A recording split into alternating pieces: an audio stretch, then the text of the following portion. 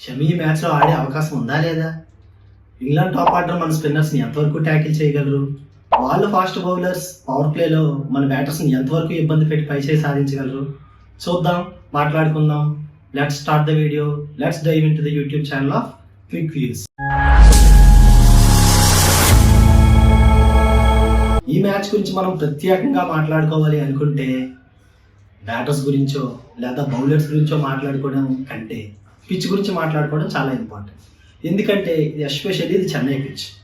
మెయిన్గా స్పిన్నర్స్కి అనుకూలించే అవకాశం చాలా ఎక్కువగా ఉంటుంది. ఎందుకు అంటే మెయిన్గా మన స్పిన్నర్స్ని ఇంగ్లాండ్ బ్యాటర్స్ ఎంతవరకు ట్యాకిల్ చేసి అటాక్ చేసి ఇబ్బంది పెట్టగలరు అనేదే అన్నిటికన్నా ఇంపార్టెంట్ విషయం ఈ మ్యాచ్లో. మన స్పిన్నర్స్ని ఎంతవరకు ట్యాకిల్ చేసి వాళ్ళు అటాక్ చేసి ఇబ్బంది పెట్టగలరు అనేదే అన్నిటికన్నా ఇంపార్టెంట్ విషయం. మెయిన్గా అక్షర్ పటేల్ని, వరుణ్ చక్రవర్తిని ఆర్ఎల్స్ ఇఫ్ ఎనీ అదర్ స్పిన్నర్ మనకి షమీ ప్లేస్లో కానీ వచ్చి ఆడితే ఈ మ్యాచ్లో వాళ్ళని ఎదుర్కొని ఎంతవరకు స్కోర్ చేయగలరు, ఏదో ఫస్ట్ ఇన్నింగ్స్లో కావచ్చు సెకండ్ ఇన్నింగ్స్లో కావచ్చు అనేదే ఇంపార్టెంట్ విషయం. మెయిన్గా ఇక్కడ మనం గమనించాల్సిన విషయం ఏంటంటే టాస్ అనేది చాలా చాలా important.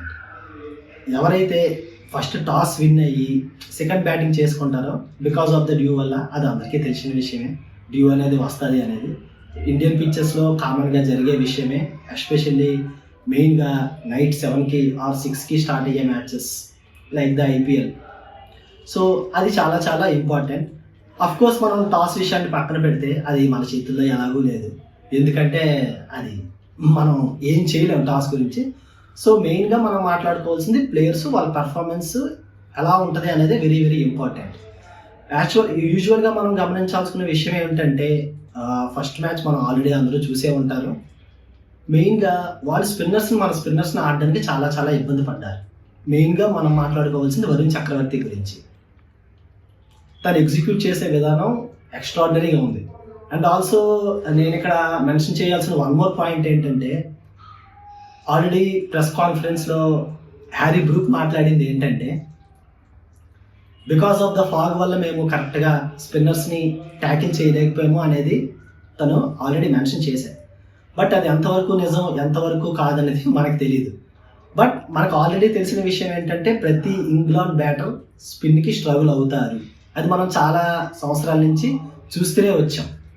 That is very important. And another విషయం మనం ముఖ్యంగా గమనించుకోవాల్సింది ఏంటంటే షమి, బికాజ్ హీఈస్ ఇంజ్యూర్డ్, తను ఫస్ట్ మ్యాచ్ ఆడలేదు.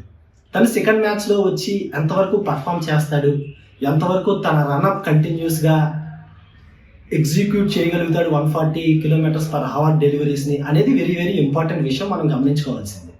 బట్ పూర్తిగా ఫిట్నెస్ లేకుండా ఇండియన్ మేనేజ్మెంట్ తనని సెకండ్ మ్యాచ్లో పెడతారా అన్నది ఇంకొక అనదర్ పాయింట్. బట్ నన్ను యూజువల్గా అడిగితే ఇది చెన్నై ట్రాక్ కాబట్టి స్పిన్నర్స్కి ఎక్కువగా అనుకూలిస్తుంది కాబట్టి, సో అందువల్ల ఐ థింక్ ఈ మ్యాచ్లో షమీ ఆడతాడు అని అయితే నేను అనుకోవట్లేదు. సడన్గా వచ్చి షమీని టెస్ట్ చేయాలి అని అనుకుంటే చెప్పలేము. అది ముఖ్యంగా అందరి ఐస్ మాత్రం వరుణ్ చక్రవర్తి మీద ఉన్నాయి. ఎందుకంటే ఆల్రెడీ తను ఎలా పర్ఫామ్ చేశాడో మనం అందరం చూసాం. తన మ్యాజికల్ డెలివరీస్తో, ఎస్పెషల్లీ తన గూగ్లీస్తో హ్యారీ బ్రూక్ను అవుట్ చేసే విధానం, లివింగ్స్టన్కి అయితే నో క్లూ తన్ని ఎలా ట్యాకిల్ చేయాలి అనేది.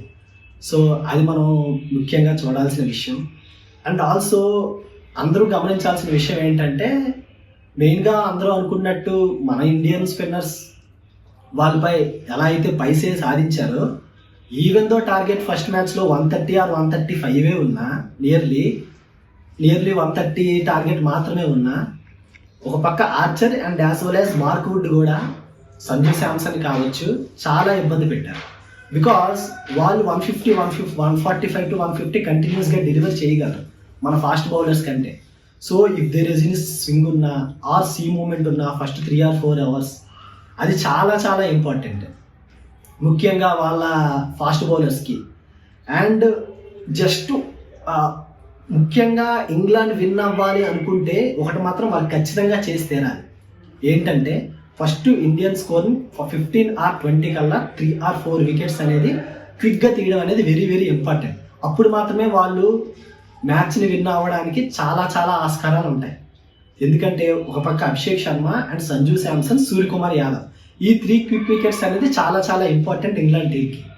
ఎందుకు అంటే వీళ్ళు తొందరగా అయిపోయినప్పుడు మనకి రింకు సింగ్ నెక్స్ట్ రావడం కానీ, తిలక్ వర్మ నెక్స్ట్ రావడం కానీ, వాళ్ళు కొంచెం స్లోగా ఆడే అవకాశం ఉంది, తర్వాత యాక్సిలరేట్ చేద్దాం, వికెట్స్ లేవు కదా చేతిలో అనే థింకింగ్ ప్రాసెస్లోకి వెళ్తారు. సో ఇంగ్లాండ్ అదే ఆలోచనతో వస్తే డెఫినెట్గా వాళ్ళు పై చేసి సాధించే అవకాశం ఉంది.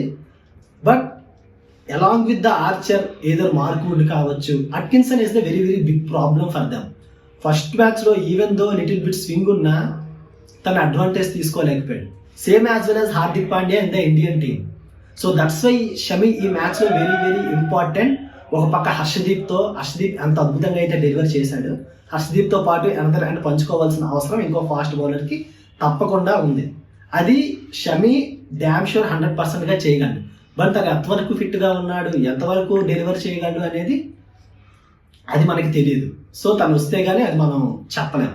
సో అందువల్ల మెయిన్గా ఇండియన్ స్పిన్ ట్రాక్తో వెళ్ళే అవకాశం ఉంటుంది, స్పిన్నర్స్తోనే వెళ్ళే అవకాశం మాత్రం ముఖ్యంగా ఉంటుంది. వాళ్ళు ఎంతవరకు ఆడతారు ఫర్ మీ అందరూ అనుకున్నట్టు నా ఒపీనియన్ వరకు ప్రత్యేకంగా చెప్పాలంటే మాత్రం ఇండియాకి చాలా చాలా హ్యూజ్ అడ్వాంటేజ్ ఉంది. ఈవెన్ ఫస్ట్ T20తో కంపేర్ చేస్తే సెకండ్ T20తో డెఫినెట్గా. Mainly I think 70 would probably go to the Indian side and 30 would be probably go to the England side because of the spin. Also Chennai pitch, also Indian bowlers ఎంతవరకు struggle చేయగలరు England batsmen అనేది ఈ match అనేది depend అయ్యి ఉంటుంది. మెయిన్గా చెప్పాలి అంటే ఏదర్ ఫ్లాట్ ట్రాక్, నేనైతే ఫ్లాట్ ట్రాక్ తయారు చేస్తాను అనుకోవట్లేదు because of the advantage of the Indian side after first T20 match win అయిన తర్వాత. సో రియల్గా ఎక్సైట్ అవుతున్నాను బికాజ్ యాక్చువల్గా ఫస్ట్ T20 గురించి నేను మాట్లాడాలి అనుకుంటే I was very excited before the match.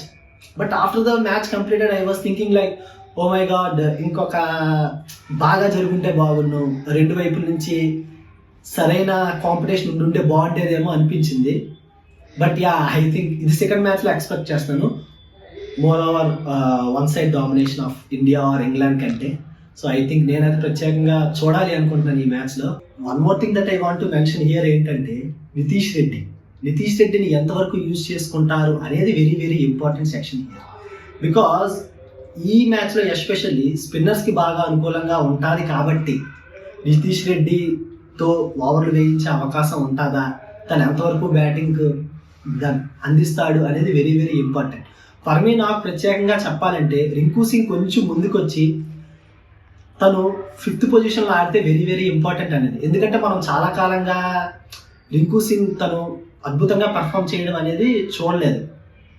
After the match against the Afghanistan ఎలా అయితే రోహిత్ శర్మ అండ్ రింకు సింగ్ కలిసి 200+ స్కోర్ పుటప్ చేశారో against the Afghanistan after the quick wickets of 3 or 4. So అది అనేది very very important section from the Rinku Singh, తను ఎంతవరకు అద్భుతంగా పెర్ఫామ్ చేస్తాడు అనేది.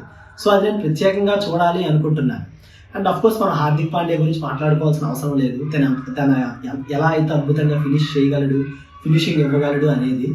So my batting lineup would be Abhishek Sharma, Sanju Samson and then Suryakumar Yadav and then next comes I want to see Rinku Singh ahead of the Tilak Varma, but I don't know. They maybe go with the Tilak Varma and then Rinku Singh and then Hardik Pandya, so Nitish Reddy, and of course the bowlers like Varun Chakravarti, Akshar Patel, and thereafter Harshdeep and as well as the another fast bowler. ఇదైతే నేను ప్రత్యేకంగా చెప్పాలి అనుకుంటున్నాను.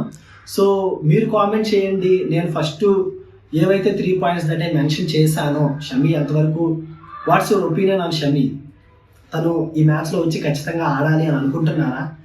అలాగే England spinners ఎంతవరకు England batters ఎంతవరకు అయితే మన స్పిన్నర్స్ని ట్యాకిల్ చేయాలనుకుంటున్నారా లేదా, చేయగలుగుతారా లేదా అనుకుంటున్నారా? ఆర్ ఎల్స్ ఏవైతే లైక్ ఆర్చర్ని కానీ వుడ్ని కానీ మనం ఎంతవరకు ట్యాకిల్ చేసి ఈ వీలైనంత ఎక్కువ స్కోర్ ఆర్ 60 or 70 ఇంత పవర్ ప్లేలో మన వాళ్ళు పట్టగలుగుతారా అనేది వెరీ వెరీ ఇంపార్టెంట్. వీటిపై మీ ఒపీనియన్ అనేది తెలియజేయండి. Thank you so much. మళ్ళీ వచ్చే వీడియోలో కలుద్దాం. Thank you so much.